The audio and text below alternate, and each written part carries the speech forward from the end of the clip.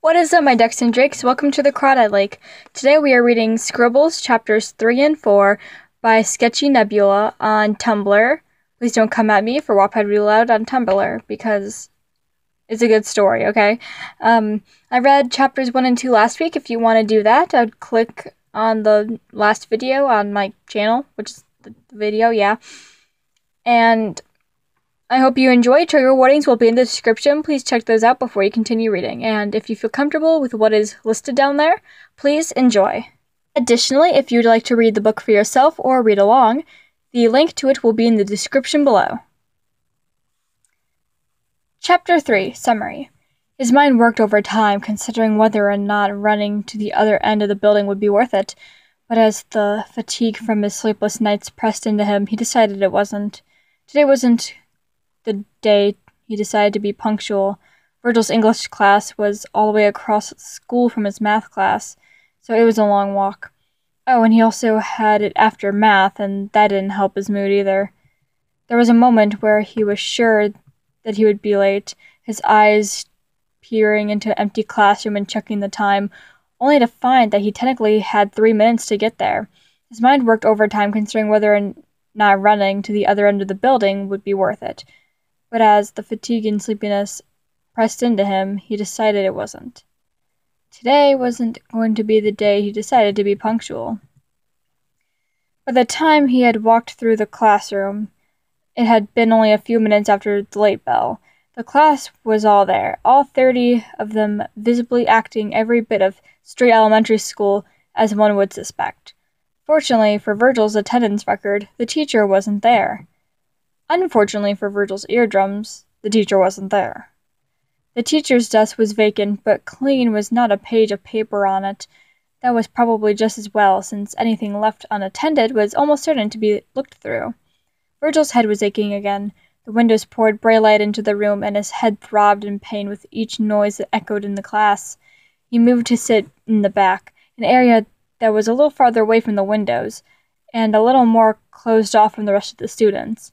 He sat, before lying his post-concussion head down, his arms wrapping around his head in order to muffle some of the sensory information. He ignored all the kids around him, and they thankfully did the same. But somehow, the mess of kids, middle school boys running around and girls talking loudly, made him feel even more closed off, more isolated from everyone around him. The kids ran around, laughing with the privilege of being able to care about nothing more than homework and friendships. They weren't nursing bruises and hiding concussions. They weren't carrying drunk parents to their rooms at night and crying with new messages that were written on their wrists. He snuffled. The emotions swirling in him were too complex for his tired mind, and he pulled his head off his desk before he could fall asleep. As he lifted it up, a piece of paper came with it, stuck to the side of his cheek. As his cheek floated back to the desk, he looked around, seeing that a piece of lined paper was lying on the surface of each desk. A signal word that was written on the board, Scribbles, was just a dawned sense of comprehension that dread filled the teacher decided to make an appearance. The teacher quickly bustled in the room, a familiar face that Virgil stared unashamedly, eyes locking with the past person he wanted to see. "Everyone sit down. I'm sorry I'm late. It's a long walk from here, from anywhere else in the school. That, however, does not mean you are allowed to descend into chaos to my class." She leveled the class with a glare. "I'm Miss Higgs, and I'm your English teacher." Virgil felt his face flush sinking into his desk. Of course she was. In his life, there was no way that he wouldn't have to see her every day of the year. "Today we're going to be working on our free writing prompt. Some children are better at creative writing than others and better at essays." She turned, moving to grab a few papers off her desk and having everyone pass one back. "It's in my opinion that both aspects of writing and literature are important, even if the curriculum only favors one. So I like to give creative writers in the class space, like language arts, and use it to supplement and to improve their writing. Every day when you come in, there will be a writing prompt on the board. You will write for your first 15 minutes of class and turn it in for a daily grade. If you are absent, you won't have to make it up, and it won't negatively affect you. This isn't supposed to be a stressful activity. It's supposed to expand your mind and get credit for doing it. I am handing out your syllabi, and then we will get started on our prompt." As papers moved from hand to hand, Virgil's eyes helplessly looked at the prompt. Of all the things he hated the most was list topper. Had to be sharing his writing. He wasn't that good, and there was never any reason that anybody in his life were to know anything about the personal inner works of his mind. "We're going to start the 15 minutes now. Try your best to stay writing the entire time. Go." Virgil's hand shook as he glared at the backboard and the paper, ideas bouncing around in his head. None of them felt comfortable with a teacher reading, especially a teacher that he hated him. He gripped the pencil hard before he settled for a compromise. His hand was hesitant as he wrote the first words, mind halting every few letters before his brain started to slow into the mist, his hand moving slowly, evening out, moving to weave emotions into fictional scenes. He pulled real events out of context and projected them into a fictional world, a world that Virgil wouldn't have to be responsible for later, taking what he itched to write for the prompt, what he itched to tell the world, to scream at every teacher that looked at him like he was a criminal, and pressed it against a safe gray area, somewhere in the middle of a place where Virgil can admittedly deny being related to any of the words that graced the page. Virgil wasn't done writing by the time the teacher asked him to pass their papers forward, but he almost threw a sheet at the person in front of him, just wanting this to be over. The rest of the class was uneventful, the only other notable event being that Miss Higgs raised an eyebrow at him during roll call.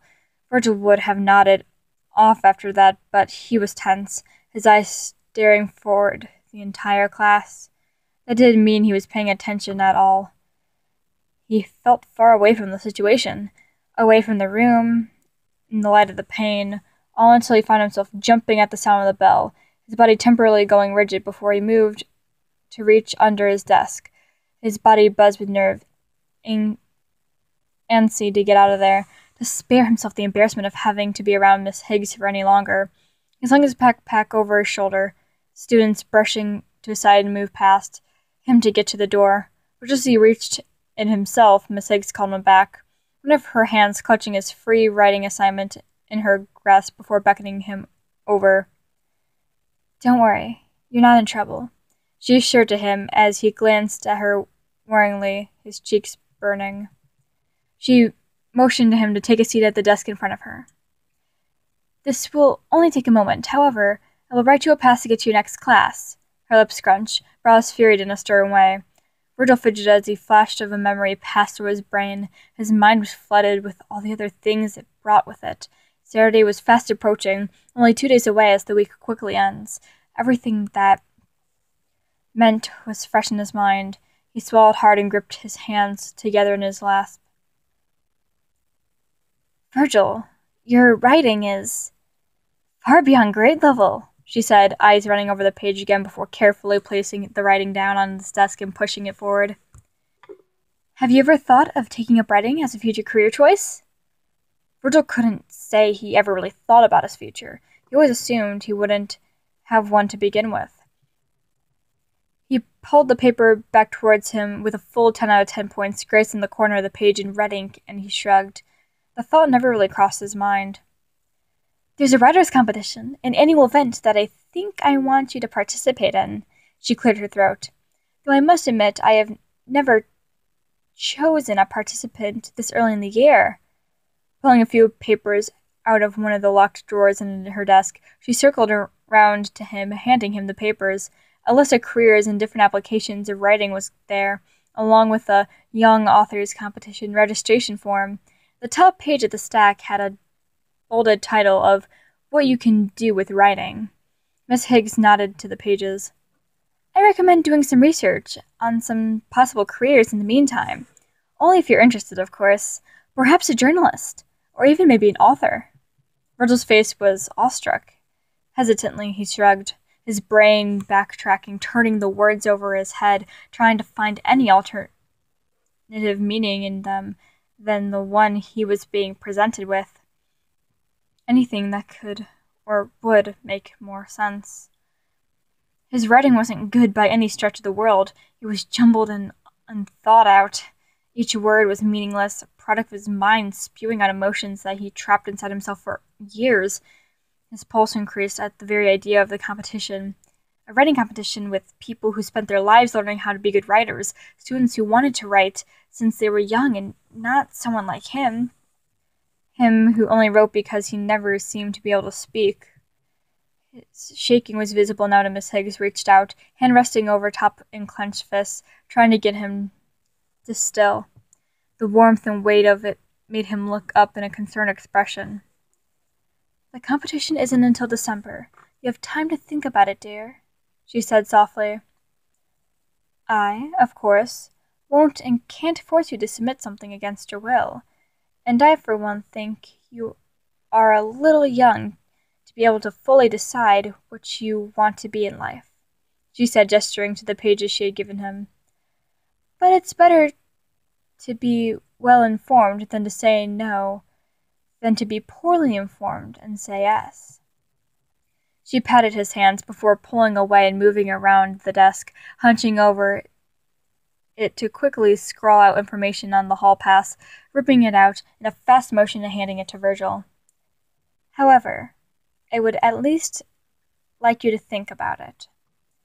She finished, eyes imploring as she turned away from him. Virgil swallowed hard, standing slowly before his body went into overdrive. He pulled his backpack off the floor, collecting his items and almost running out of the room, the concerned eyes of Miss Higgs following him as he went. Virgil moved out of the way on the oncoming hallway goers, ducking through the hall and made him flow onto the correct side. His fingers nervously teared at the edges of the hall pass he was given. He was at lunch, but he appreciated the sentiment more than anything else. Most teachers didn't even care enough to write him one anymore, which Virgil wasn't blaming them for. When someone is as consistently late as he is, there came a time where there wasn't a point. Virgil's hand pressed into his pocket, shoving the pass deep inside with it, and he held a small stack of papers in his left hand, eyes glancing over the words and dates. The bodies moving the hallway brushed against him in an uncomfortable sardine can way, shoulders hitting against his until one particularly hard shove at his side, slamming him into a few rows of lockers beside him. The disorientation was instant, and the snickering that followed confirmed Virgil's immediate hunch. He angled his head to see Ricky and Freddy's backs as they pressed down the hallway, laughing to themselves. Virgil's hands balled themselves in the fists, crumpling the papers as he kept walking, hunching in frustration, and the brand-new ache on his shoulder. He walked until he was able to carefully and discreetly duck into the school library, a small area that attempted to tightly fit bookshelves on open desks together. Virgil spared a glance at the librarian at the front desk. He managed to give them a small smile despite his mood. You always wanted to be on the librarian's good side. His hands pressed the papers to his chest so nobody else in the room could catch a glimpse of their content. Before he moved around, hit a row of books that were further back. He hadn't eaten in the cafeteria since his first week of first grade. The memory of having chocolate milk poured down his back was humiliating enough that he was willing to take steps to not have it repeated. Virgil pressed his back into the bookshelf there, the knobs of his spine aching uncomfortably. He slid to sit down, hidden in the small nook that he found. He dragged his backpack into his lap, his legs stretching out in front of him. Zipping the top of his backpack with one swift motion, he pulled out his sad sack lunch, a bag that was pretty sure he just threw some bread and an apple in that morning.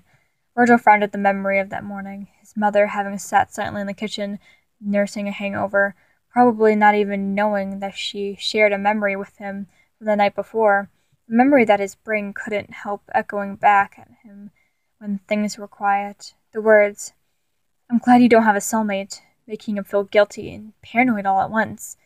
He hunched into the corner, not bothering to touch the bread as he bit into the apple. His unoccupied hand pushed papers roughly into the backpack before zipping it up and tossing the back into his wayside. "Hey, Virg," James' voice whispered out, startling Virgil, who inhaled a bit of his apple as James rounded around the shelf. "Guess what?" Virgil panicked for a moment, coughing before shrugging, his mouth full. James laughed, nodding his head. "I feel that. Anyway, You know how Miss Case used to be an AP French teacher at a high school? Virgil paused, startling at the sudden topic of conversation. He solely managed to shrug. He typically didn't make a habit of talking to teachers, at least not as a pastime, especially those he didn't have to directly deal with. Well, okay. I guess, long story short, I have a chance to win a trip to France under an exchange student program. Virgil's chest was suddenly tight, his eyes wide in shock before he swallowed hard and tried his best to smile. His face split into more of a grimace. Yeah, I might get to be with Sarah. James gripped his hands tighter, eyes dancing over the written exchanges they shared in the arms, all in French. Virgil felt a bit of the apple he was able to swallow sour in his stomach. He nodded jerkily to James. That's cool, he said, his voice weaker than normal. Right? Sarah says her parents are more than willing to house both of us, and my mom says that if we present our soulmate status, they will most likely give me a citizenship. James' voice was hard-pressed and it continued to be a whisper, his voice slowly rising in volume as he continued his small, hopeful rant. I mean, it's France. They're like epicenter of soulmate finding resources, you know? As long as I can prove I can speak French, well, and yada yada whatever, I'll be able to meet her. Isn't that great? It was. He was happy. It was so good for James. He had worked his entire life for something like this, deciding to be a French translator in second grade when they had first started to write to one another and found out about the language barrier they had to overcome. He was going to be with his soulmate in a school that would immediately mentally connect him with the outcasts and ostracize him in return. A school where Virgil wasn't ruining his only chances at being a normal kid. Why can't Virgil just be happy for him? Why can't he just be supportive? Why can't he just let his soulmates be happy without him? That's amazing. I'm so glad you two. I'm glad you guys get to see each other and stuff. Virgil said, eyes void, stony, guarded, and James' smile slowly faded, eyes filling with recognition. Oh, I'm such a dick, he said, a grimace pulling at the sides of his mouth. Dude, I'm sorry, I totally forgot. Here, I'm telling you all about Sarah when everyone knows. He paused, voice lowering, even quieter than normal whisper now, and leaning in as if he was saying wasn't common knowledge to every kid in the school district. Everyone knows you don't have a soulmate. James tried to look Virgil in the eye, but Virgil just shook his head. No, it's fine. Virgil shrugged, and James just shook his head back. No, it's not. I can't even imagine. Virgil looked at James, eyes imploring him to change the subject. Anyway, Virgil said, voice more neutral than his previous tone. James hesitated before he continued. Anyway, I'm just saying that if my French essay gets chosen for the next thing in November, I'll be gone by next semester, so... Virgil nodded his head. That was it. It suddenly felt like he didn't have anything left to lose anymore. Virgil's fingers racked through his hair, grimacing. It seemed to be greasy no matter how often he washed it. He met the mirror with a blank stare. His eyes had stared to form light bags under them for inconsistent and sometimes non-existent sleep. His reflection looked as tired and pale as he remembered it. The surge of fear that he felt while his shaky hands pushed his hoodie back over the mirror was enough to make him question why he was even here, standing around and folding up the only bathroom in the comic shop near the Cedar Cafe. Who was he kidding? Strip Spot was a geek-safe haven that was literally right across the street from the hipster paradise that was the Cedar Cafe, its large glass doors and windows making the comic shop a safe viewing spot. It was stalking, basically. Virgil recognized this to the point that it was almost tormenting him. He was stalking them now. Or maybe he was always stalking them, his arms and hands containing personal information about them that they wouldn't normally have shared with anyone else they didn't trust. The question Would they trust him? Bouncing around in his head was promptly answered by every dark part of his mind. The resounding, "Of course not," breaking him down a little more. "But we're soulmates," he whispered to himself, eyes settling over the fabric of his hoodie. "We are soulmates," he said to himself shakily. "They have to love him. They're soulmates." Emphasis on the "have to" part, he mumbled to himself, echoing his thoughts out loud, his mind wavering. He pulled his hoodie away from its place, precisely balancing on the mirror, pulling it around his shoulders. He thumped the sleeves, eyes catching other unwanted glimpse of himself from the mirror before he turned to unlock the bathroom door.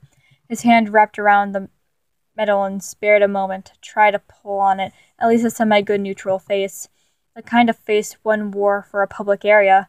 His eyes blinked from being in the darkly lit bathroom to suddenly being in the well-lit shop. He took in the dark patterned carpet and the vivid posters once more, his eyes nervously glancing around at the few shop-goers as he moved to stand near one of the windows. He pulled one of the comics off the shelf, hands stumbling through it as he pretended to browse, eyes glancing up at people around him. He was trying so hard to be casual, though, that could wrap around and make him seem weird. Too casual is a thing that exists. Was he being too casual? He pulled himself away from panically staring at a random page of a comic book to have his eyes connect with the window.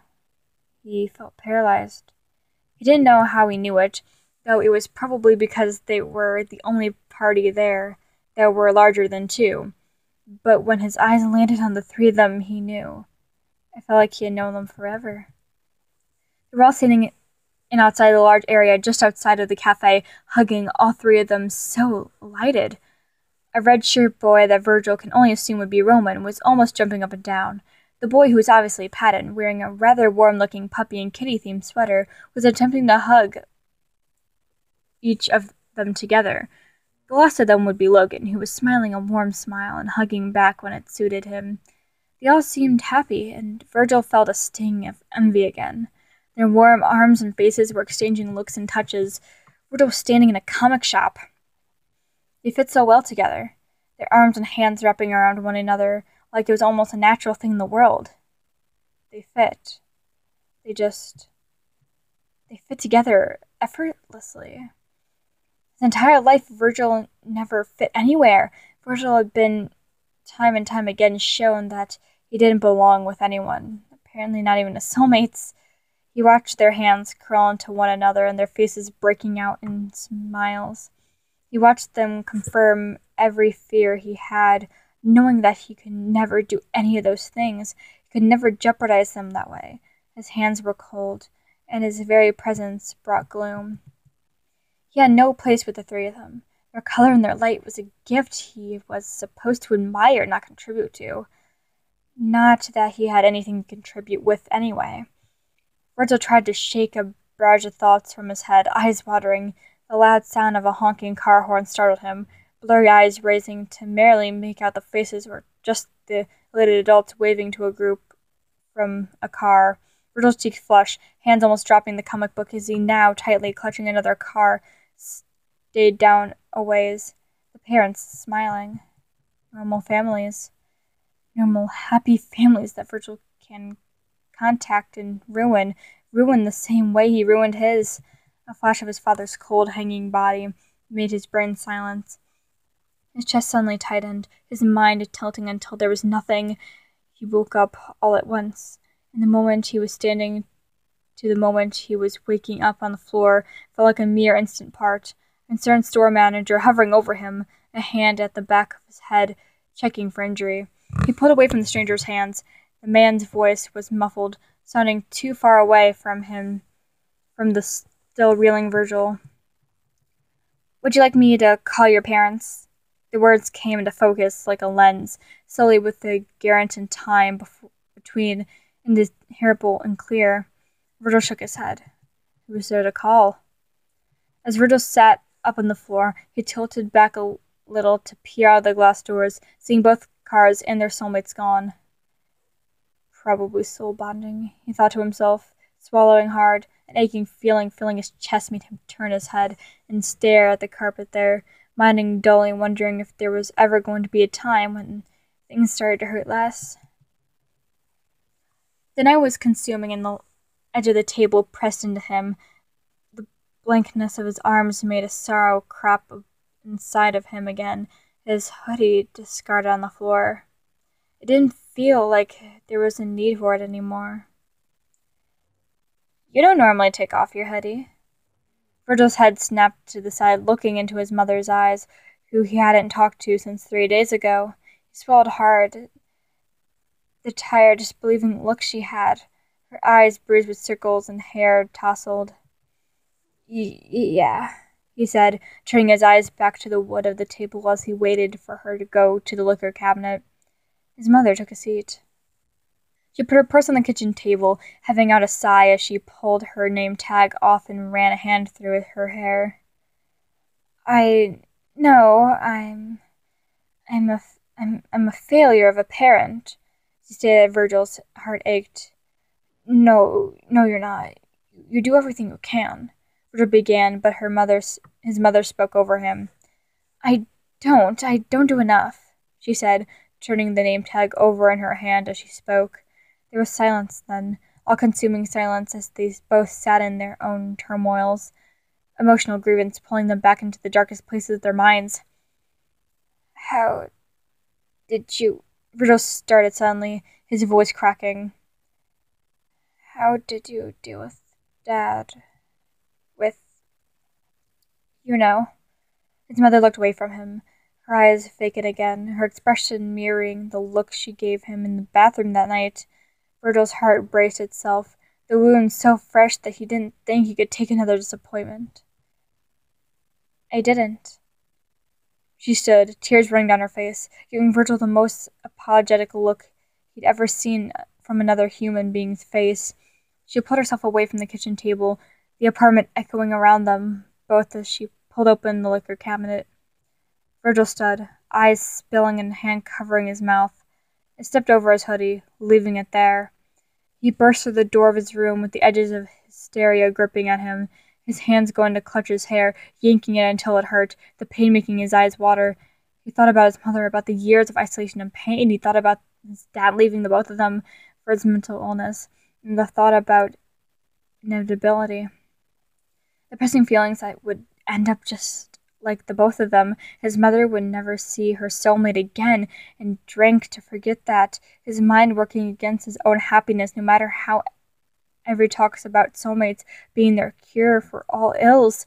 He would just as broken up, just as lost and desperate, another ghosting figure in the world that doesn't care about anyone with anything other than a happy ending. He was a damned soul, a soulless. He was truly soulless now. His breath came out in harsh puffs, and he collapsed, sitting on his bed, kneeling over and folding into himself until his chest rested on his knees. His eyes rose for just a second, just long enough for the time it took for his eyes to connect with the haphazard-sized pile of pages on his desk. The writing information Miss Higgs had given him, all of them collected in a single spot, discarded and crumpled. There was stillness. The tears running down his face continued, and he stood, his body slowly moving. He gripped the first page, moving aside to pick up the young author's competition rules. His hand shakily gripped a pen, his knuckles turning right with a force, and he pulled a loose-leaf sheet onto the surface. Then he wrote. Chapter 4. He was stuck sitting and being bored, stealing glances at an equally bruised Ricky. The other boy's mouth was screwed off to the side in distance, his arms crossed. New chapter of his life meant new shit, of course. First week of freshman year, too. Hey, at least he managed to make it past the first day this time. This is the first time for everything. His face sported matching black eyes that were only just darker than a large eye bags that normally ringed around them. The throbbing pain in his shoulder and rib cage was easy enough to ignore. He had been doing that in his entire life anyway. He was stuck sitting He was stuck sitting and being bored, stealing glances at an equally bruised Rocky. The other boy's mouth was screwed off to the side in the distance, his arms crossed. Probably pissed that Virgil got in some good hits of his own. Ricky always was too angry when it came to hitting and too sloppy when it came to footwork. In other words, he wasn't easy to dodge and easy to knock down. Virgil felt vindicated in some way, knowing that they were both in trouble, that they were both in pain, that they were both equal. But past experience shows that this wouldn't be the case for long. Coach Bassett was here, which meant Virgil was screwed, and he was screwed in front of 3 members of the Board of Education. Oh joy! That boy has antagonized the entire school. Mr. Bassett, calm down, the gruff voice of hearing the officer shout over him, Coach Bassett having been talking loudly and passionately about the no-good punk Virgil was.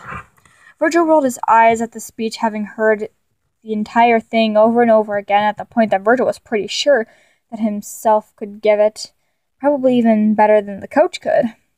I mean, Coach always went too dramatic too quickly. The man's got to learn how tension build in his rants. Virgil hadn't been in school for a full week yet. He had got into a fight. Well, more like he got into 3 fights. Well, or 2 beatings, where he just wouldn't stay down, and a fight. The point was the last one had been the fight. Virgil, do you have a defense?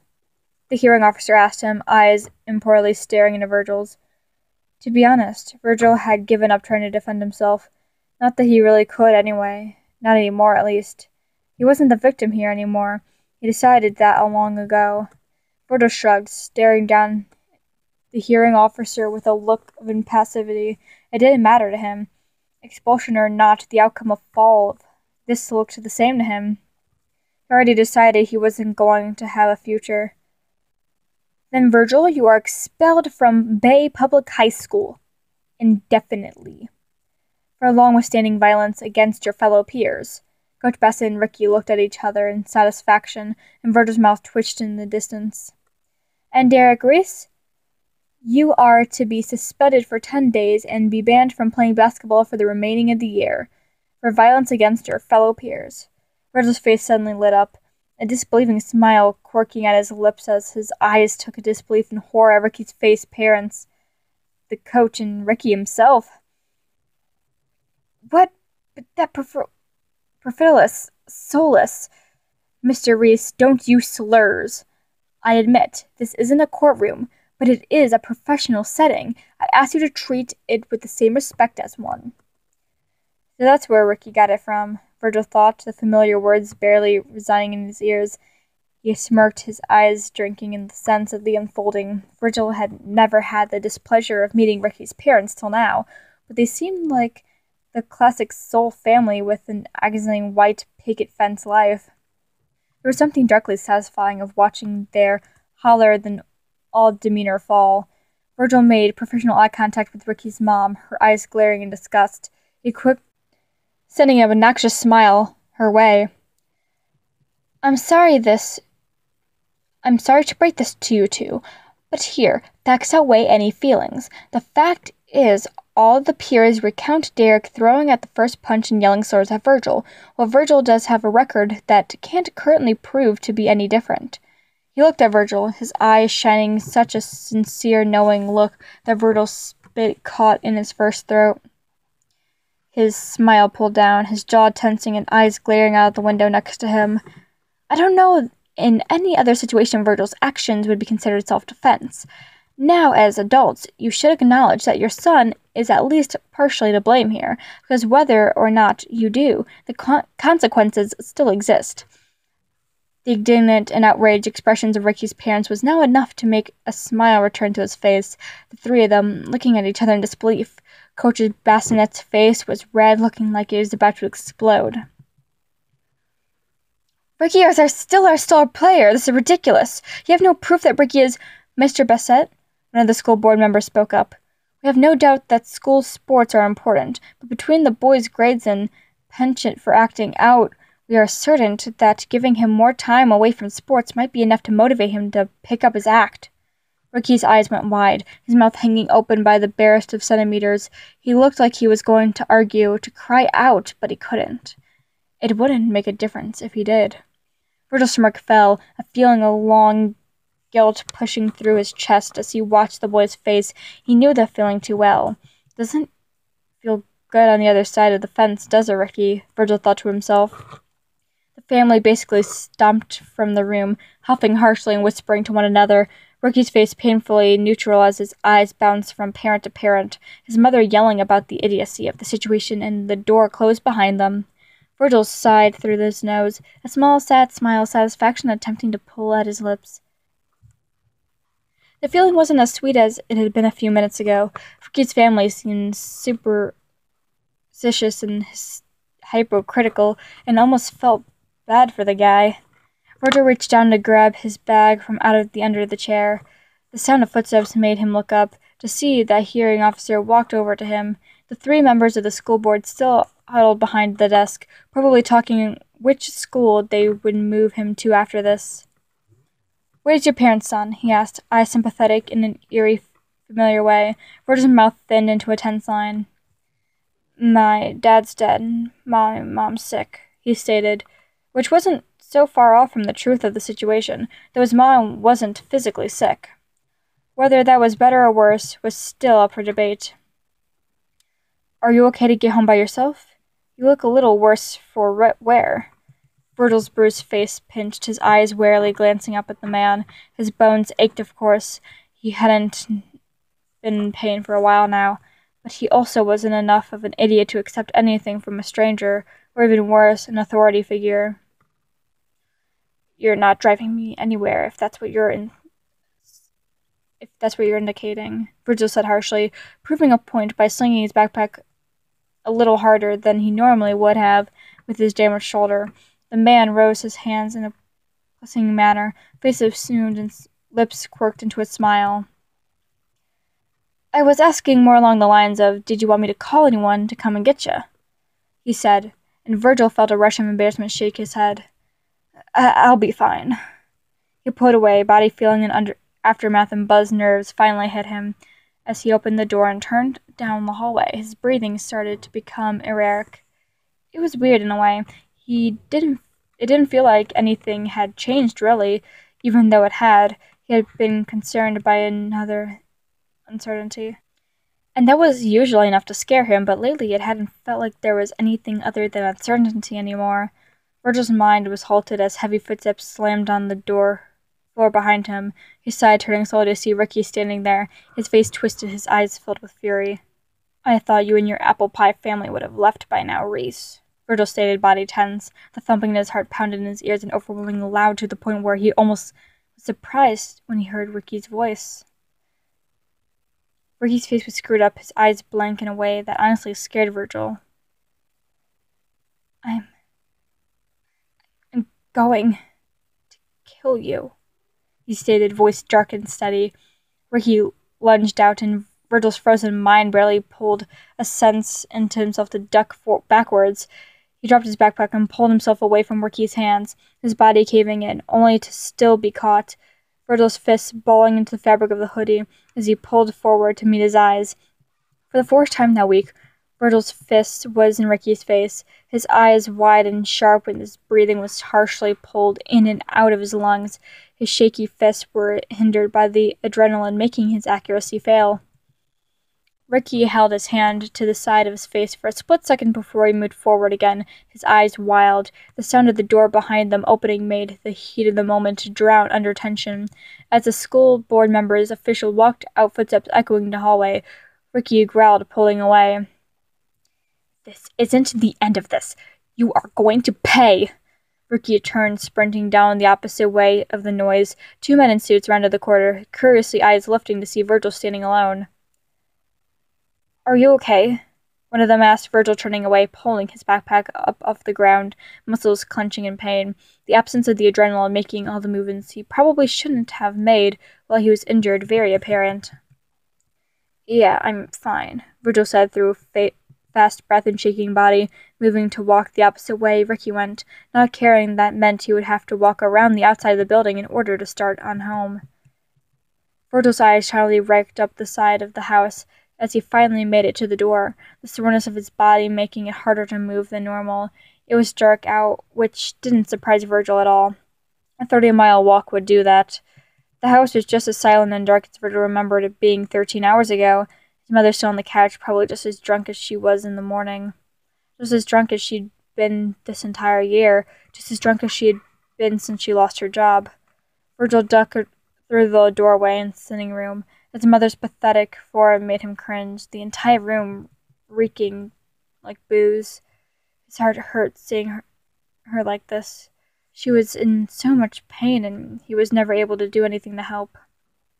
He bent down and pulled blankets off the floor back onto her. She didn't move or shuffle. The only thing keeping Virgil's confidence that she was even still alive was the movement of the haphazard pieces of hair that had fallen in front of her nose. 9 years. Pushing 10 now, his mother had never recovered. The death of his father, the death of his own soulmate, leaving her so broken that she never bothered to pull herself together again. Virgil had never expected her to do so for him, but he hoped maybe one day she would do it for herself.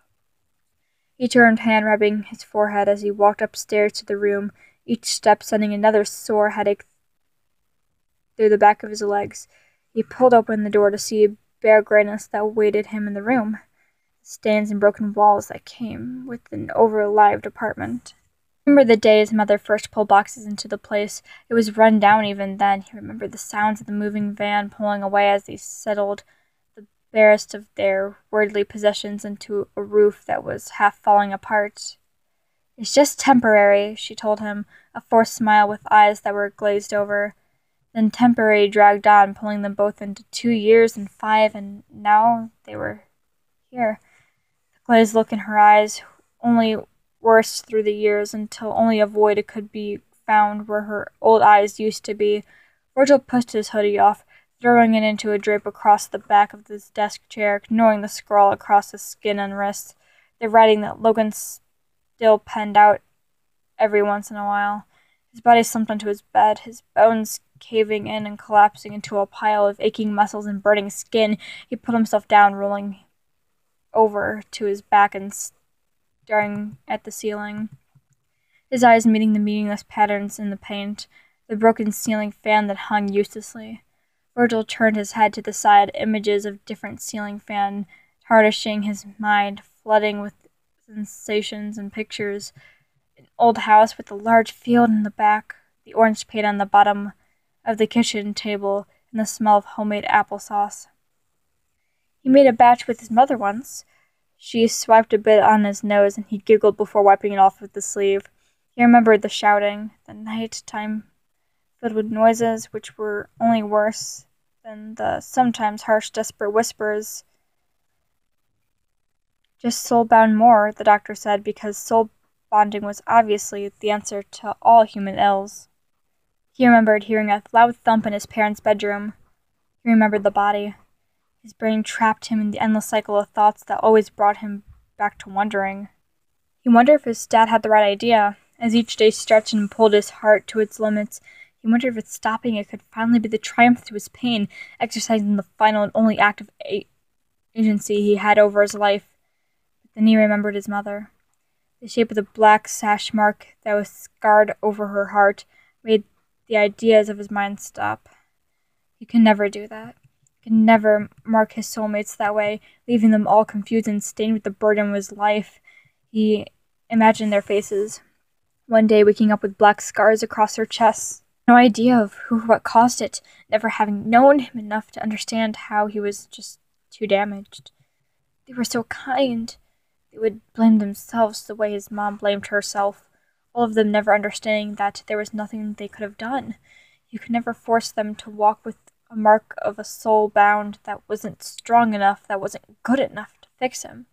Virgil felt his body mercifully darken, the thoughts jarring in silence as his brain desperately, finally, drifted to sleep for the first time so long. Virgil was woken to the sound of knocking on his door. His sore and sluggish eyes dragged themselves over to the clock, the glowing numbers shining a bright 7:24 a.m. on their routines. It figures that the first day of the expulsion he couldn't even sleep in. He dragged his exhausted body over from the sheets, the brief period of rest he conceived not doing any good, his back cramped, body protesting all movement as he tried to bring his battered body to get up. As he finally managed to sit up, he sighed, his face twisting with irritation at his own shortcomings.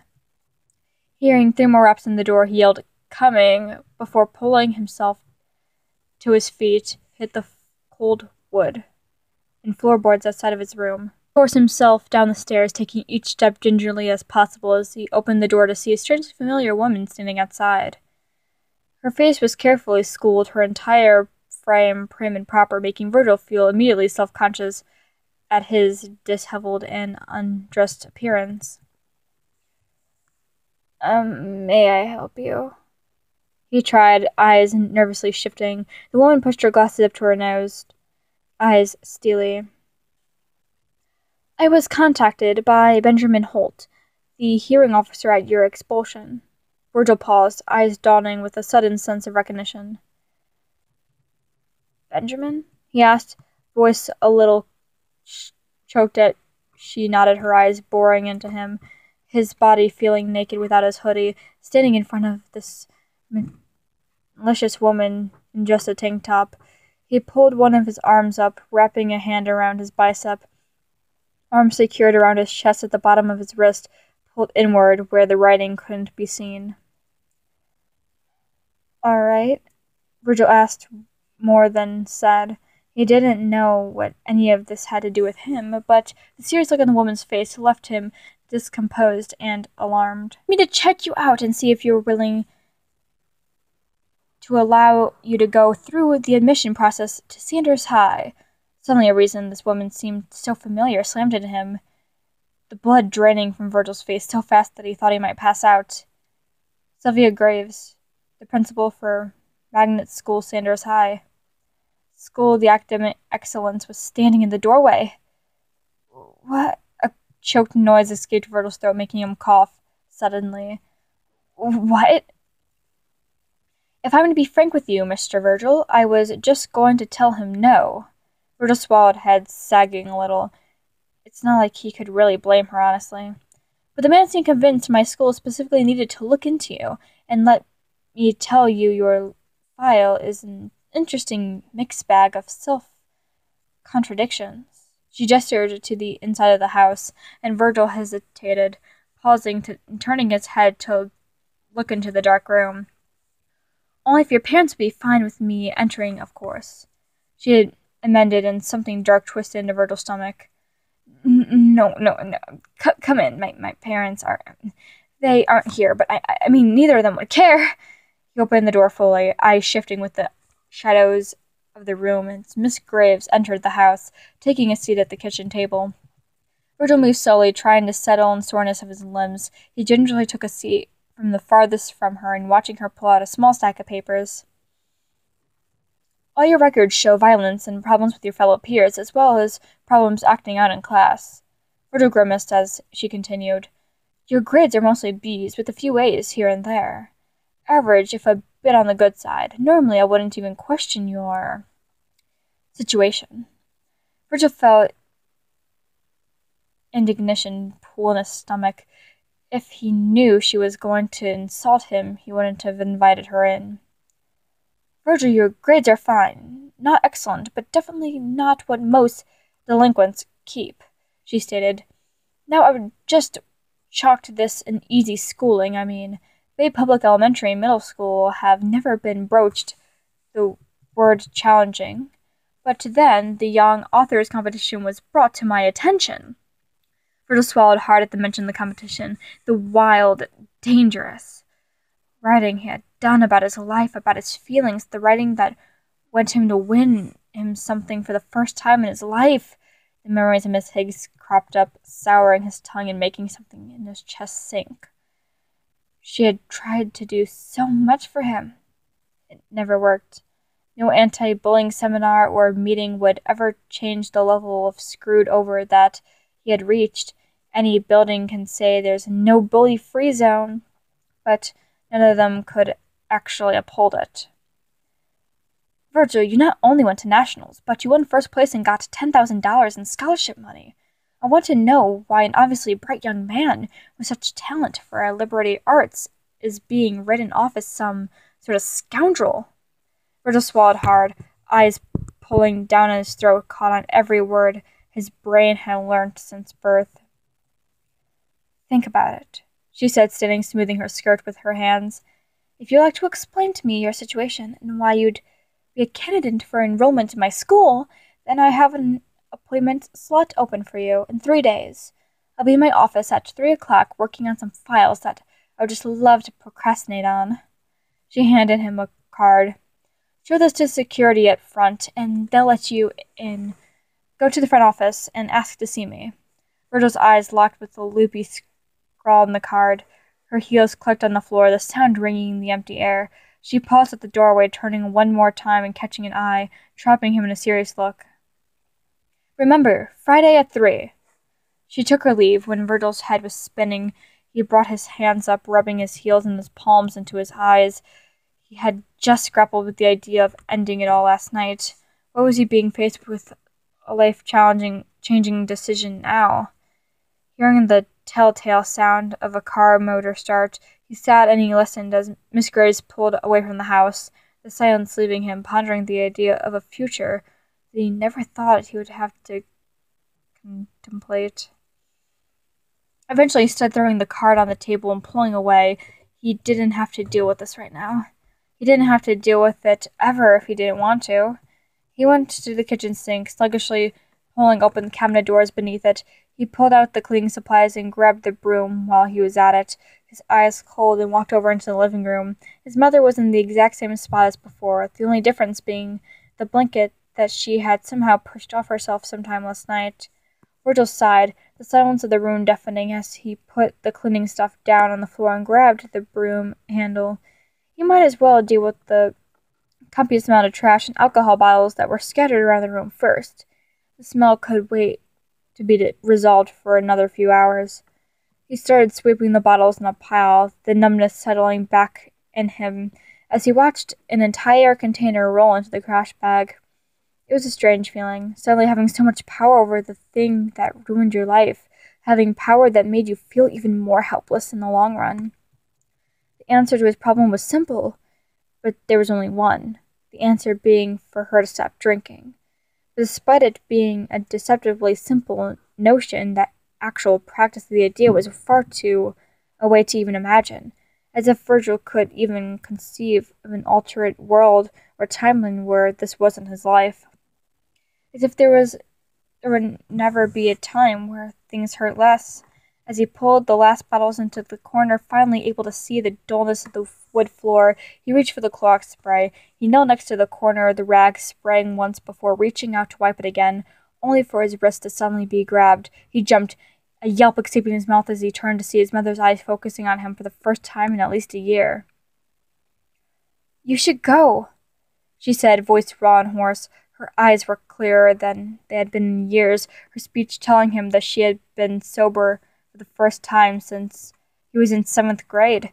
Virgil felt his shoulders tense up and faced into the selling expression of melancholy confusion, his eyes soft as he looked at his mother with pity and heartbreak. He sent a sad smile before gripping the rag again and rubbing a spray off the table. "Virgil?" Her voice raised in volume, trying its best to be strong. He froze, eyes snapping up. She hadn't said his name since she was a child. "Virgil, I'm not... You can't spend your life taking care of me. Mom." His voice was tired. It was tired and overused. "Virgil, I don't want you to spend any more time taking care of me. I don't want to be taken care of." Virgil's eyes stung, his nose burning, and pressed his lips together. The corners of his mouth twitched down and shook his head. "I'm not letting you waste away." "Honey," his mother began, her voice taking on the tone she used when he would scrape his knees, holding all the kindness, the days when she would bend down and kiss the Band-Aid and tell him everything was going to be all right. The sound had the breath hitching. I I want to waste away. I don't want to be here anymore. Her voice was watery. The tears running freely down the sides of her cheeks made Virgil fall forward, his hand lightly brushing them anyway. Mom, don't say that. You're such a good boy, she said, her hand reaching out to touch his face. You're so smart. Her hand cupped the cheek and feeling a tear running down his own cheek. Honey, you're so strong. You deserve a future that's better than this. So do you, he said, his voice weak, and grappled his face a little harder, as if she was about to slip away from him this instant. Honey, I don't have a future. I'm already grown up. Virgil sobbed, pressing his forehead against hers, and for the first time in 8 years, Virgil got a hug from his mother. Thank you all so much for listening. If you enjoyed this book, please go check out the author, link in the description. This book has been a joy to read, even if it's a little falling off the cliff. Why did I laugh after that? That's not funny. I was just saying, like, that the angst is a little much, but that's what makes this a good book. It, especially the human that AU contributes to it. Like, I kind of forget that this is a Sandersides fan fiction most of the time, because, like, while I'm reading it, I don't think of this as Virgil. I think of this as a character named Virgil. I don't actually think of it as Virgil from Sandersides, and I kind of find it cool in a way. Like, yeah. Well, anyway, like I was saying, hope you enjoyed, and feel free to click the Wattpad Read Aloud playlist on your screen now. My social media links are in the description below, and you know the drill. Do your best.